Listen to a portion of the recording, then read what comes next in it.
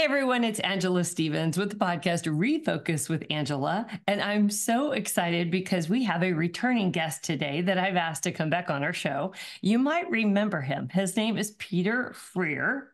He is the founder and CEO of Play Attention, and they've been one of our sponsors. We graciously appreciate that. But he's also the founder and CEO of Freer Logic.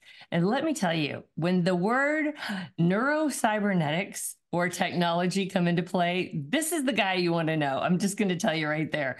But what we've done today is we're going to do something really fun. We've asked him to come back on the show to show us a little bit hands-on of what Play Attention is, because everybody hears about it. They might attend a webinar, which he's got many right now, and also he's a sponsor. So I thought it would be a good opportunity, Peter, for you to show a little bit about what you do. So thank you so much for coming back on our show today.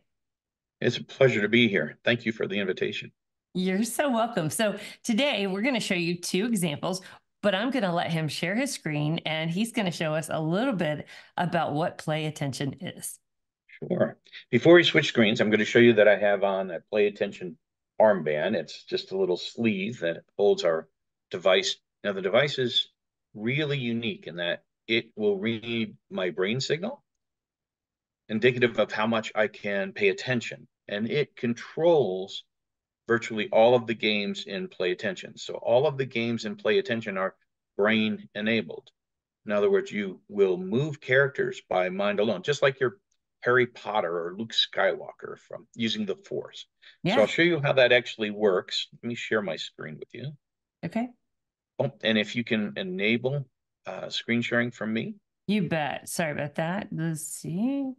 I just got off another meeting and did the same thing. There you go. No worries. Okay. Let me know if you can see the Play Attention screen there. I sure can. Perfect. All right. So in Play Attention, you can see that we have many games. I'm going to just pull you back to the game screen. So we have many games, and each one of these games works on a particular cognitive skill. Because when you're looking at a problem like ADD or ADHD, the challenge is not only attention. The problem with being in that realm, right? It is a spectrum of things that are happening. And typically it's weak executive function. So if we look at it as an iceberg and sort of a pyramid, at the tip of the iceberg is attention.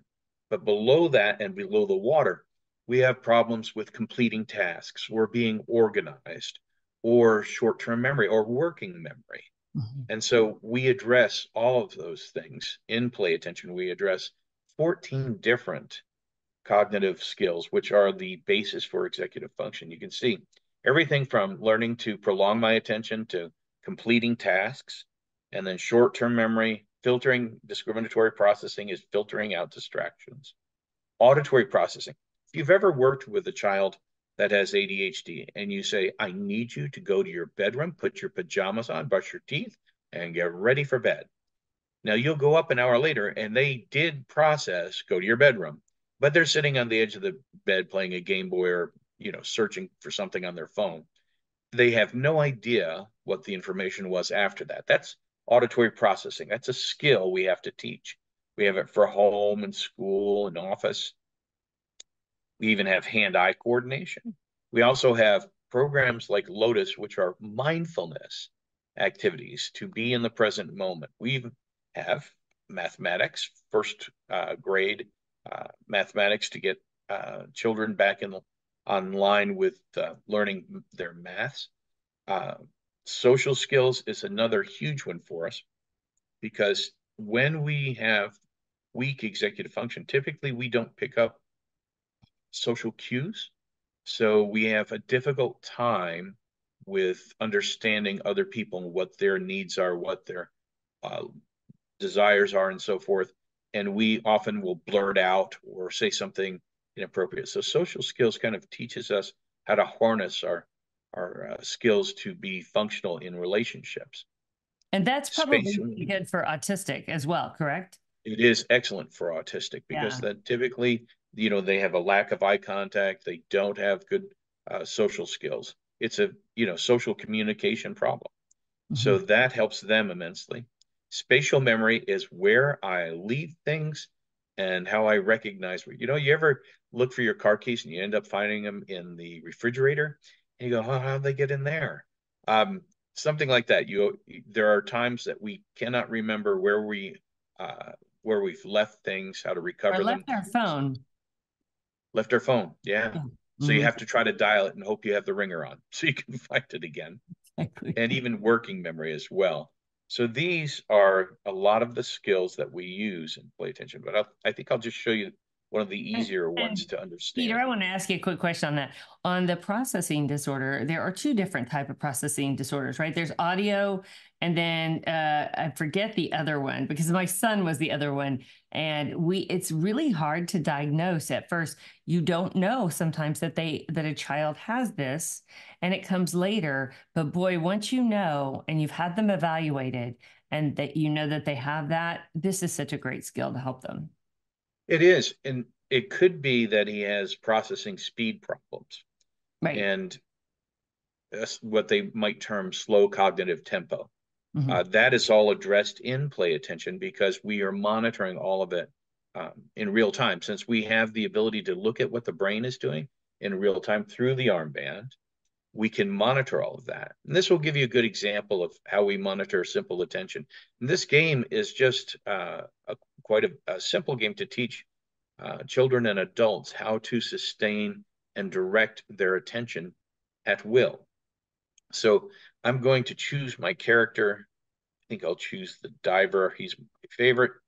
So I have the scuba diver here. And when I click play, I'll get a little screen that allows me to center myself and get ready for the game. So as I do this, what my goal is, I'll see the diver at the top of the screen. And my goal is to push the diver down by my mind alone, just by my attention. The more I pay attention to him, the more he will dive. And when he dives toward the ocean bottom, there will be treasure chests down at the bottom, and I will be able to collect treasure from them while I'm down there. Now, if I get distracted, well, we'll see what happens. But remember, all of this is about being able to reify attention, to make attention concrete and for me, controllable for the first time in my life. It allows me to see my attention in real time. And that bar up at the top actually is an attention meter. When I start paying attention, the the bar will start to turn red like a thermometer right there. So you can see I'm fully focused and I'm able to make him swim down. And as I get him to swim down, I'll see a treasure chest. But notice when I talk to you, it goes the wrong way. So I got to focus back in. I was going to say, and the diver actually goes into the screen, or no? Because where we No, see, he will always just stay at the top or move toward the bottom. But if okay, I get distracted now, if I start looking around, I'm distracted. You can see it goes the wrong way. But now I have to center myself, focus back in. I'll be quiet. Now I'm going to try to stay attentive while I talk, and I will try to stay down here so I can pick up some treasure.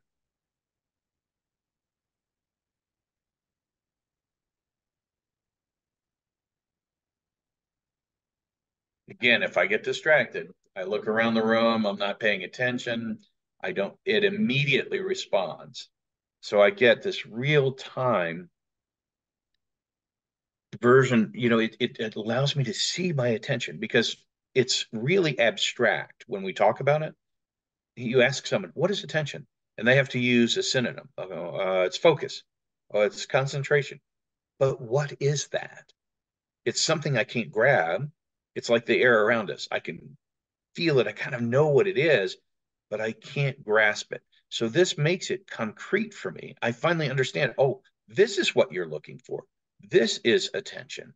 And I can actually work on it until I have mastered it so that anytime I can filter out distractions and be able to engage with you, just like you're doing with me right now, because we are in this state of give and take back and forth.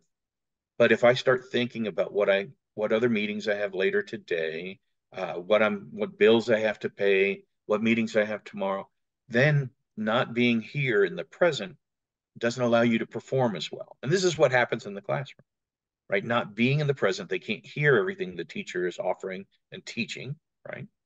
They only pick up bits and pieces. But it's not that they have, and this is the reason that attention deficit disorder is actually wrongly named. It's misnamed because they don't have a deficit of attention. They've got plenty. It's just not, they're unable or barely able to sustain and direct it at will. So that's the first skill we'll teach them. And that's hugely important. But they've got plenty of attention. If you ask a child in a classroom what they're paying attention to, they'll tell you a little bit about what that squirrel on the tree is doing outside the window. They'll tell you a little bit about what the teacher's doing. They'll tell you who's passing by in the hallway, and they'll tell you about who's whispering next to them. They can tell you all of that. They just don't have the ability to sustain and direct it. And so that's one of the first skills that we teach in play attention. And then you have all of these other skills like filtering out distractions. And let me just do one more, I think, for you so you can understand. Yeah. This one is called time on task. This will help us understand a little bit more deeply about other skills. So time on task is the ability to start a task right away and then finish it within an appropriate amount of time. Now, if you're ADHD yourself or you have children who are, you teacher, then you know that they have a very difficult time starting a task and completing it. I talked to a woman just the other day, said, my husband has ADHD. He will start 50 tasks and he will finish none of them. And so, I said, I can totally understand that. And she goes, I don't understand. Can you explain to me why that happens? And so I said, well, in his mind, he has a set of skills. In the brain has these skills we call executive functions. And executive function means that we're able to stay on task and organize and complete tasks. And if it's not strong enough, then no matter how hard, you chastise him, or you even yell, it's not going to change him. It's not going to change the way his brain functions. He has to practice it to learn that skill. Yeah. So this is kind of like weightlifting for the brain. In this case, when I put time on task up, we'll see a forklift driver, as you can see over here in the picture. And my job is to start him moving right away. With my brain, I am going to focus in on him so that he can pick up these crates, load them on a truck, and then if I load them all on the truck, I can drive the truck off all by mind alone. So again, it's using my attention to teach him this particular skill that really is required to be able to complete homework, to complete my office assignments, to balance my checkbook. All of those require a good time on task to start the task right away and then to be able to finish it in an appropriate amount of time. So this is giving my warm-up screen. So now I have to start paying attention. And this often happens when we're demoing on Zoom because Zoom is not happy with programs running in the background. But now I'm moving him with my mind. So if I get out, I lose my concentration, he stops. Focus back in.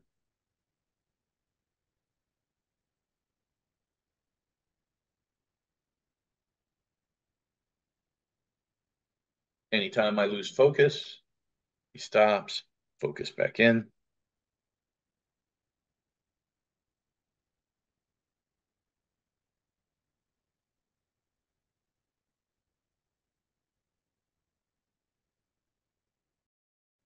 So we can see again, it is teaching me a particular skill, and each one of these gamifies these skills. We just have fun using our mind to move things around the screen, but in each one of them, we're teaching a particular skill set that needs to be strengthened so that we are successful in our office or at school or our job. Anytime that we need these things, they're there for us, and they can be built.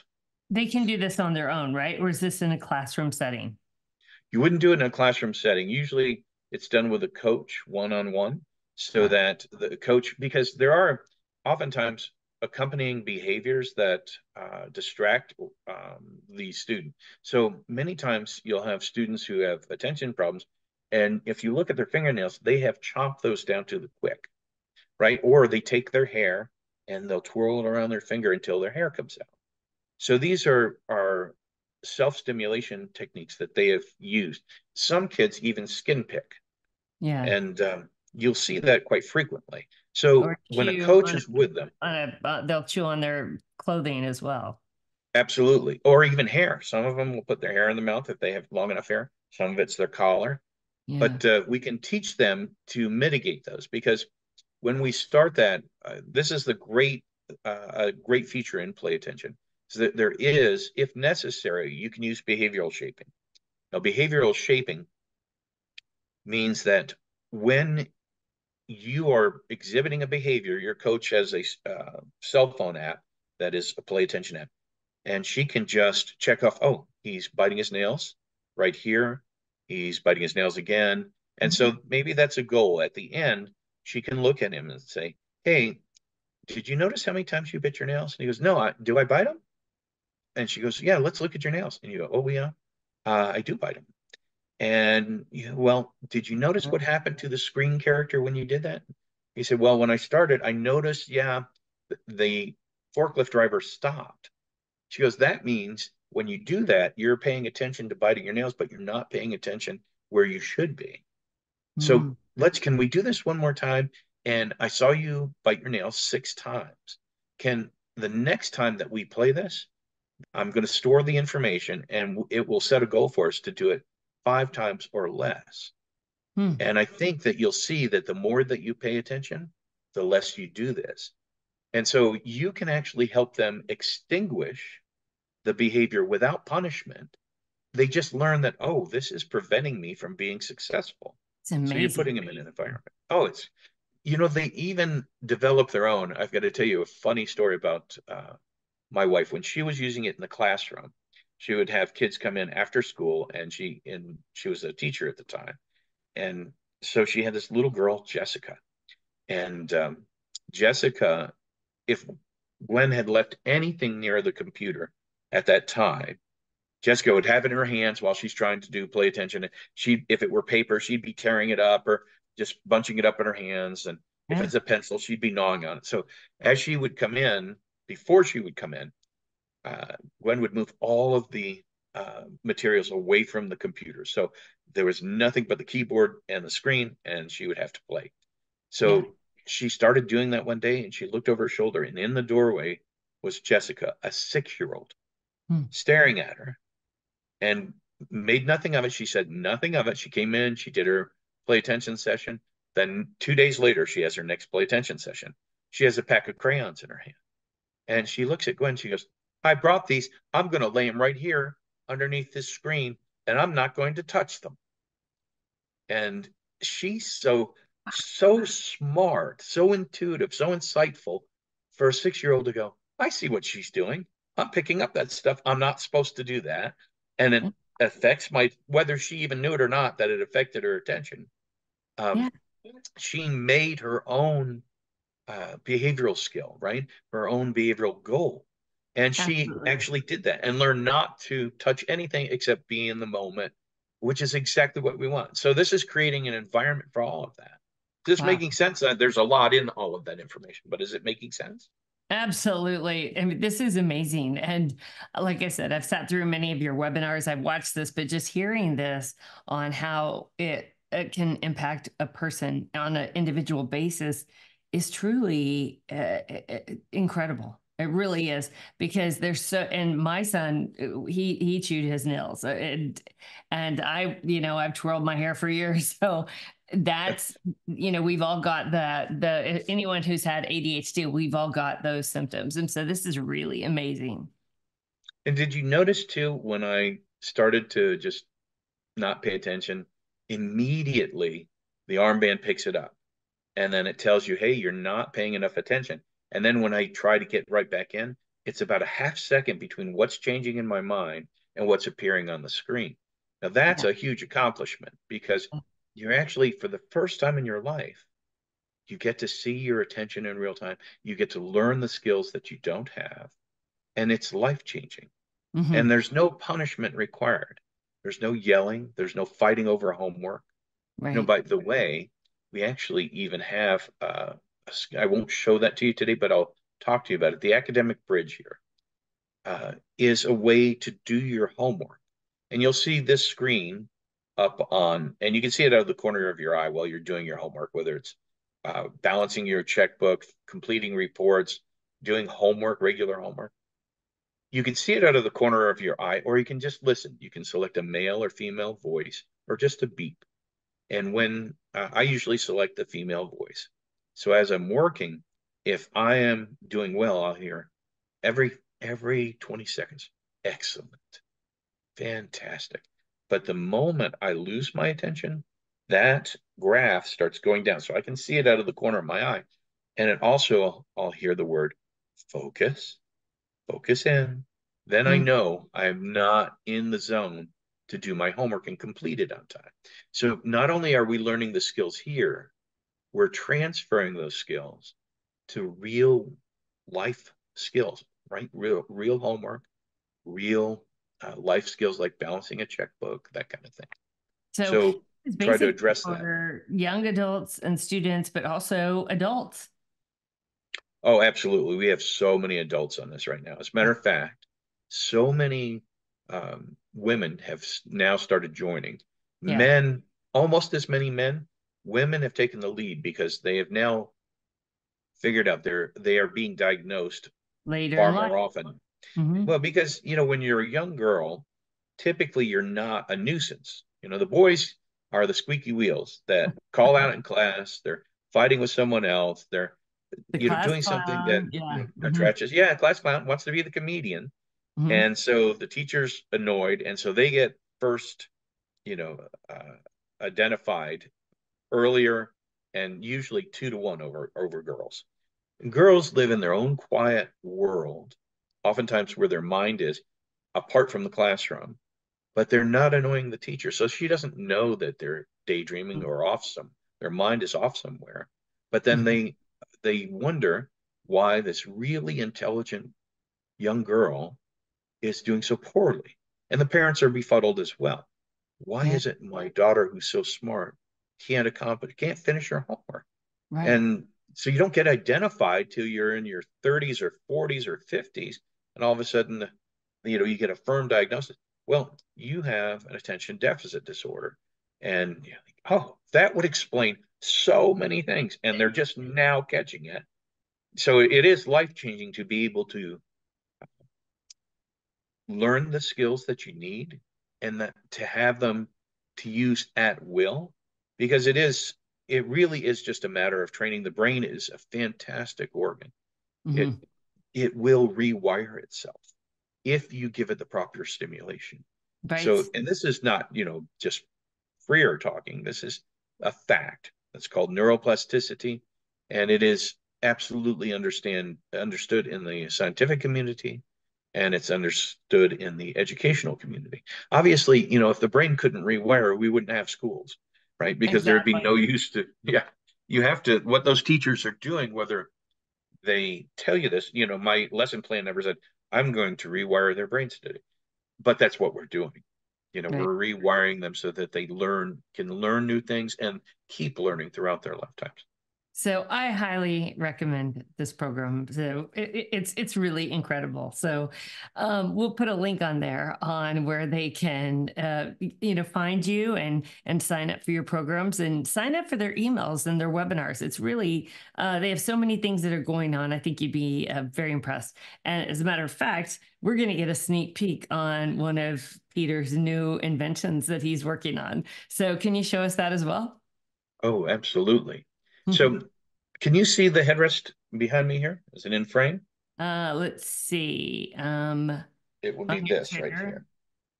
here. Yes, It's about yes. 10 inches away from my head. Let Yeah, me turn actually. And then the do you want to stop sharing this or because I can see, or are you sharing a Yeah, screen? so let's do that. I'll stop sharing this screen and maybe it'll be a And I little bit can see your larger for you. headrest. Yeah. Okay. All right. Okay, so you can see the headrest behind me. That headrest has an array inside of it. Looks like this. And it's right in the center of the headrest. And so we devised this because we work with auto manufacturers and people in the sleep industry. Hmm. So that headrest is not touching me. It's about 10 inches away from my head. So since we work in the auto industry, I built a steering wheel that you could grab. We could look at your neurosignal. But then I brought that to Detroit And I showed it to a major manufacturer, and they go, "We wear gloves in the wintertime. What are you going to do then?" And I Mm. said, "You get a heated steering wheel." And they're like, "No, that's not going to work." So they said, "You need to put it somewhere where it's always going to be active and available." And I thought, well, I could put it in the headrest, but I could not think of how I was going to get it. No one had done it before, Right. right? To get neurosignal, you have to paste sensors on the head and have a bunch of wires running off that. And sometimes you can get really elegant looking headsets, but they still have to go in your head. So that would mean if you got in a car, they would mandate you to put this headset on. No one's going to do it. Mm-mm. So I kept thinking, close to a year about how I would possibly do that. And I was falling asleep and I watched a movie called Contact with Jodie Foster and Matthew McConaughey. And the script was originally from a book written by the astrophysicist Carl Sagan. And it was about looking at extraterrestrial events like quasars, looking for aliens, pulsars uh, in the vast universe over, millions and millions of light years away. This astronomically large, just no pun intended, large distances. And I thought, well, if they can receive a signal from, 100 million light years away, I can pick up this tiny signal. Yeah. But in the movie, she was using radio telescope arrays. So I thought I will use an array that I tuned to pick up that signal. So it took about 6 months to alter the technology we had to make that work. So now let me show you what that looks like. Yeah. So if I share my screen, let me start this app again so that you can actually see it. And I will start an app that will show you actually my brain data in real time. Now, obviously, um, Zoom is not incredibly happy about me starting apps in here, but I'm going to do it and see if we can do it. Okay, so this is just going to show you, I'm going to connect, and this will be looking at my brain data out of the headrest right back here. Wow. And let's take a look and see if there's anything. Yeah, this is part of the Zoom. Usually I can get by it. Oh, There there we you go. go. So yeah, so what you'll see coming through are data from my brain in real time. All of that at the top is an abundance of the data. So this is an aggregate of all of the data coming out of my head right now. Now, down below it, we parse it into respective bandwidths. And you can think of these like FM radio. Remember when you used to turn a dial or you'd punch a button on your Right. dashboard and you go to 99.5 FM? So that is a frequency band. Mm. Delta is a frequency band. It's about, oh gosh, 0.5 hertz to about 3 hertz. So if delta is dominant, we know you're asleep. Then below that, you have theta. Theta is the twilight of sleep or when you're daydreaming, and it is 4 to 8 hertz. Wow. So you change your radio station to 4 to 8 hertz. And then we go down to alpha, which is relaxed alert, about 8 to 12 hertz. And then we go past that, we go to beta 1 and beta 2. And this beta 1 is if you're doing light processing of data, and beta 2 is when you're more in depth problem solving. So those will be dominant when you're doing those things. This has been known for a long time. What we're doing differently here is actually able to see this in real time without touching you. So what I want to do is show you my attention in real time right now. This is an attention algorithm. And so you can see my attention is scattered because we're doing a lot of talking. I'm going to Yeah. get quiet though, and I'm going Okay. to focus in and watch what happens to that. That's peak attention, except when I start talking. Wow. Now, if I get really distracted, I'm not paying attention at all, it just bottoms out. There's nothing happening. Now, let me see if I can bring it back to full attention. Wow. So this is all happening in real time, which So, is the phenomenal part. Peter, can women get this for their husbands? Yes, absolutely. Absolutely. Is he listening to me? Exactly.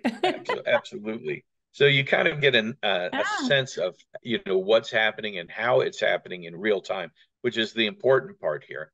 that's That amazing. Yeah, I mean, that's just one little thing that we do in automotive. So in automotive, we actually look at driver fatigue. That's been studied about 12 times.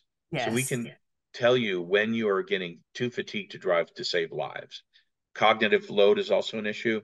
If you've ever been behind someone and they look like they're drunk driving and you get around them as fast as you can on a, 2-lane highway or 4-lane highway, you look at them and oftentimes they've got their forearms up and they're steering with their forearms and they're texting.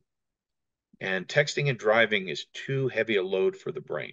Too You much. really should, it actually is far more dangerous than drunk driving. Hmm. So you really need to be serious and not do it. But the headrest can see cognitive load. So if your cognitive load is too high, then it will warn you that your cognitive load is too high and you need to stop doing one of those things, not driving because you are driving. So stop using Interesting. your cell phone at that time Is, because cognitive load is too high. now, is this out now, or where's this at in the Yeah, production? so right now we have about 6 or 7 OEM that are trying to get it into a production phase.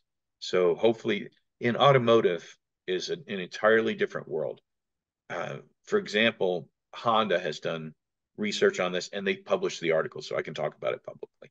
Most of the automakers do not publish because they want to keep very maintain this competitive edge on everyone else. But Honda published and they showed that we could easily determine fatigue better than the industry gold standard. Yet Honda's process to get it in vehicles is very slow, and this is typical of all OEM automotive manufacturers.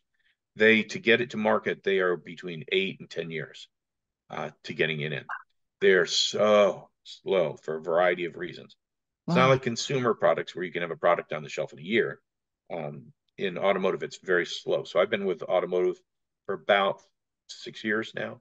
So now it's finally getting to a production phase, which is a great thing, but it's a slow grind. Well, But like I I will said, show you. if it doesn't work, just put it in a dining room chair for our husbands. That would be great. No, just kidding. We're going to have a little band coming out soon, Yeah. like a Fitbit, Uh-huh. and you'll be able to see it on your cell phone. You'll be able to Wow. see if he's being, and it's also really for him.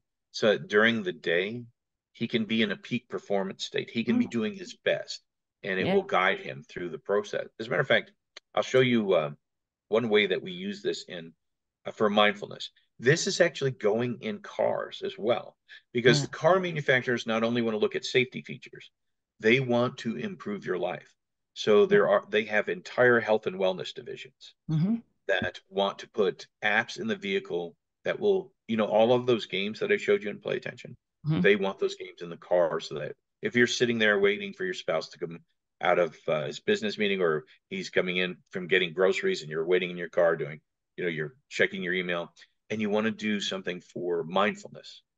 I'll show you a mindfulness app that's very cool. It's called Da Vinci's Candle, and you take a tour through Da Vinci's workshop and you see the candle on his desktop, and the candle actually illuminates the room.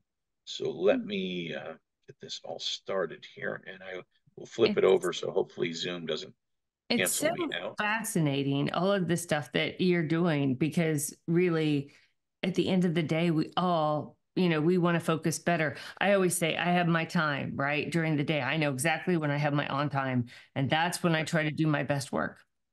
Yeah. So this helps you with that. Being mindful helps you do that. Now, notice I'm not very mindful. The flame's very low, but I'm going to become very mindful of the candle, and I can grow the candle flame and light up more of the room. So let me see if I can get that right now.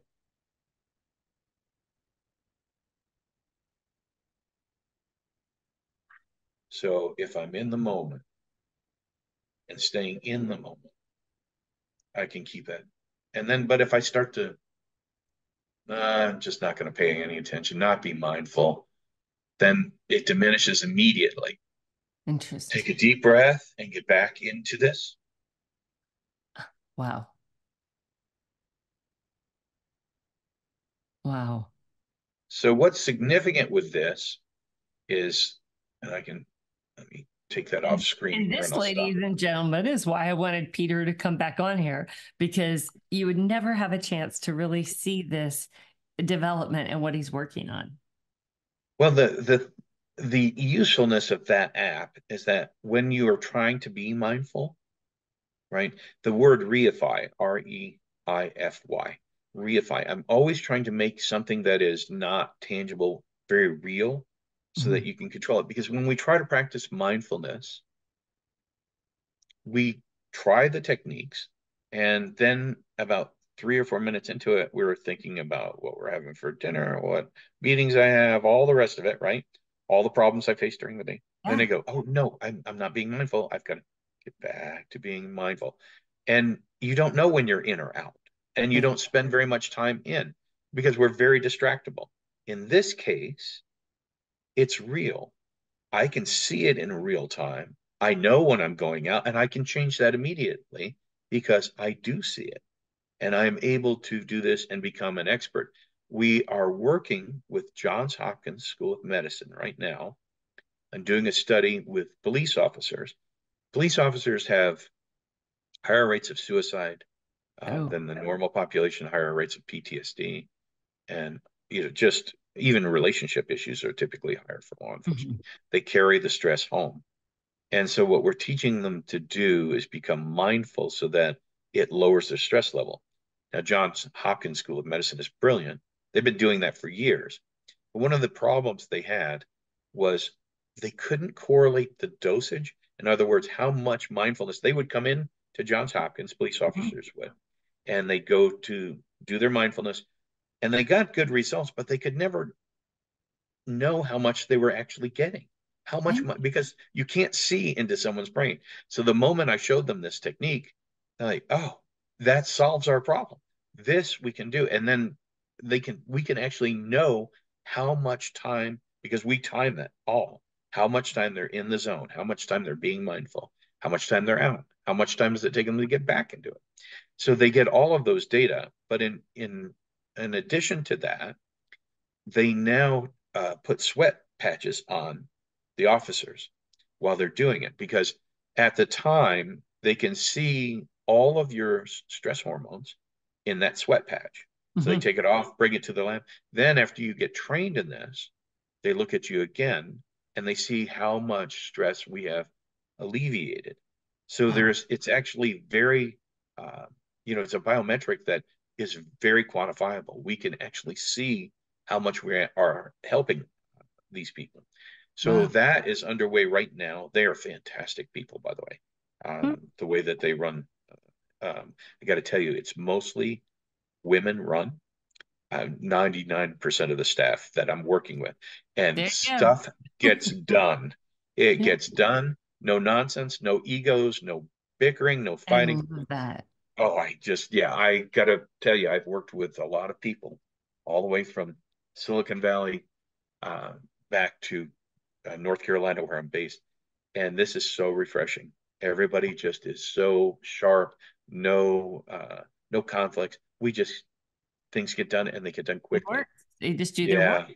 Yeah, I've got to say, women rule the world. I've got to be honest. Be a lot different, but okay, I'm going to get myself in hot water there. But this is amazing. No, anyway, but I thank you so much for this. This is amazing, and we're going to have this on our YouTube channel, so you can check that out on video and watch the whole thing. It's really incredible. But Peter, thank you so much for joining us again. This is really great, and I know people, especially that have students or struggle at work, are really going to say, wow, maybe this could help me. So we'll definitely put a link on there where they can find you. And we, again, graciously appreciate your time. Oh, thank you so much, Angela. It's always a pleasure.